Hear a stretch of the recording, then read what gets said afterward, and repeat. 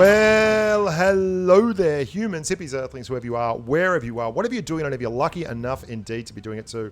I'm Bushka Blitz, welcome back to channel. Today, I'm going to be showing you two games from the Scorpion G of Unconquerable 1212, or 1212 Unconquerable, and old mate Denzel, who's been on the channel before in the T110E3 with an absolutely hilariously big game. Both of these games are interesting in that they're played in traditionally, well, I'd say frontline kind of engagements. One is on Dynasty's Pearl, and the other one is here on Himmelsdorf.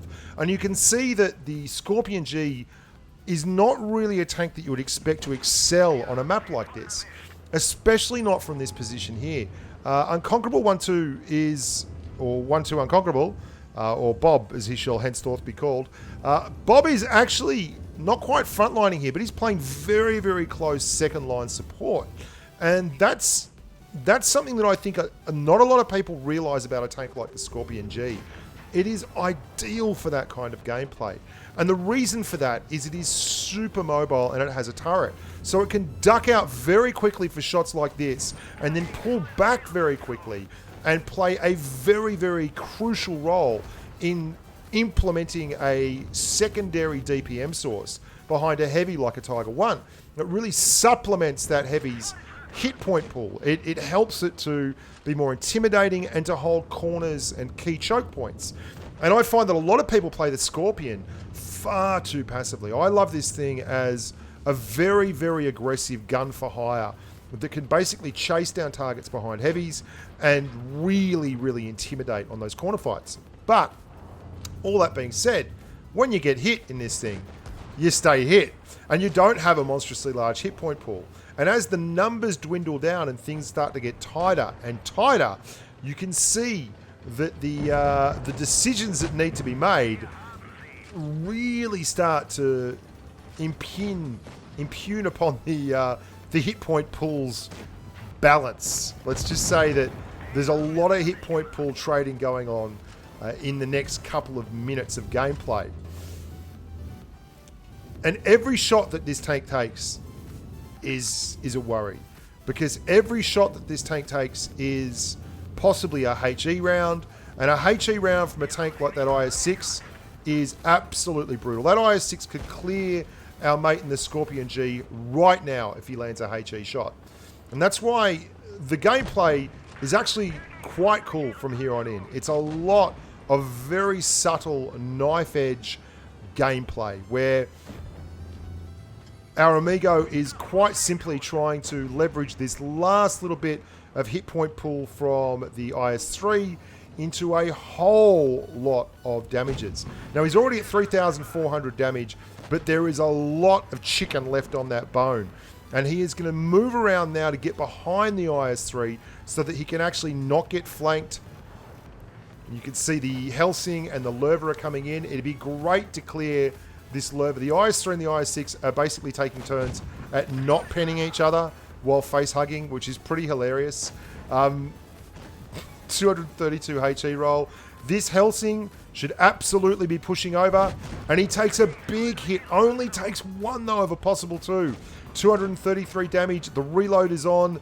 This is absolutely important. The Lerva, he's taking a chance now. If he pops out and the Lerva goes him, he's in strife. No, he's still around. This is actually turned into a really nice spot. 4,800 damage. Looking every inch the possible here now. He's got two tanks to clear. And I think despite the fact that he's taken some big hits, it's actually been overall a really good game. He could have been sitting in spawn just being very static and non-dynamic and tunneling down one of those long, heavy corridors, but he wasn't. He was, oh wow, how about that ping? How about that lag out? I think that's more to do with me than it is to do with him. But he wasn't, and he really did do a good job of turning the hit point pools of like that Tiger that pushed around there and that IS-3 there, turning their hit point pools into valid statements, like not just letting them be wasted and waiting for the red guys to turn up, being proactive about it and getting out there. It's one of the reasons I think this tank is so unsung. I think it's gloriously OP for all those things, but I think a lot of people drive it and just cannot deal with it. they hold their hit points and are playing very passively right till the end, and then they get just massively done in the trades when people with HE are capable of just walking up and two-shotting it.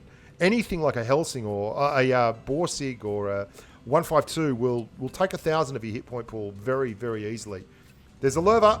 Oh, he's got him. You beauty. 5,020 damage on Himmelsdorf in a Scorpion G. That's how you drive. Now we're going to show you one more game now. This is from Denzel. Now, Denzel is a long-time contributor to the channel. It's been around for quite a bit and has a hell of a game to show us in the T110E3 on Dynasty's Pearl. Now, I'm heading off. I'm going away on holidays. I'm going to be doing a top 10 favourite tanks of all time. I basically took the last 10 tanks I would sell and numbered them 1 to 10. But, basically, I took the top 30 odd tanks that I would not sell and then kept cutting them down and deciding who was 1 and who was 30 and then cutting them and then changing my mind and bringing them in and pulling them out. And I came up with some reasoning. The reason I chose not to sell was because I figured it had to be a kick. Like if I had to sell a tank, I absolutely had to make a decision to sell it. What would I do? And that would really give me an idea on what were my top 10 favorite tanks. And it worked a treat. And it made me think about why I like them. And I hope you enjoy this series. There's going to be 10 of them. And I'm going to be doing it one at a time. So there's going to be 10 videos. And yeah, it's something a little bit different. Anyway, the T110E3. This is custom made for this tank. Now, as much as Himmelsdorf was kind of a weird environment for the Scorpion G to do really well in last game, this is the exact opposite. If the T110E3 was a dirty great big pig and Dynasty's Pearl was a yard full of mud and scraps, that's exactly the kind of gameplay that we'd be looking at right now. That's a weird analogy, but what I'm telling you is that the E3 likes a little bit of rough tumble and brawling where it can keep everyone in front of it, bounce a few shots, and drop off great big sweaty handfuls of 150mm alpha. Oh, yes, thank you. And he didn't even have to pay the price. Knew that the E50 was coming around there, was going to take a shot in the side, and the E50 just jerked it in the edge of the tank. He's angling. Oh, another one. That E50 now is thinking, I probably shouldn't have done that. I should probably be somewhere else. This is going to be very, very ugly. Oh, hang on. What a great choice. What a great choice. Slipped the E50 and the push on the grill to clear the tank that was probably the most intimidating tank the game has ever seen in the FV215B183, which just goes to show that this is an Amigo with fantastic situational awareness. Now, he's already at nearly 5,000 damage with only 2 red tanks gone. So you know the numbers on this thing are going to be absolutely sensational if he can pull it off. His platoon mate in the ST1, I don't know why it is an ST1 and a T110E3 platoon. I have a feeling they might have accidentally pressed the buttons at the wrong time. But whatever the case may be, that's what the platoon is absolutely doing the business too. Now, he's none of the E50. He's still got 1,000 hit points left, nearly 1,100 hit points, which is a lot to be coming in it. But he is up against the K91 platoon. Now, they're trying to flank. Oh, that is a brutal miss. The turret's swinging around very slowly on the ST1. His Amigo is in strife. He's that one big hit really cost him. This is a very brave man in that K91.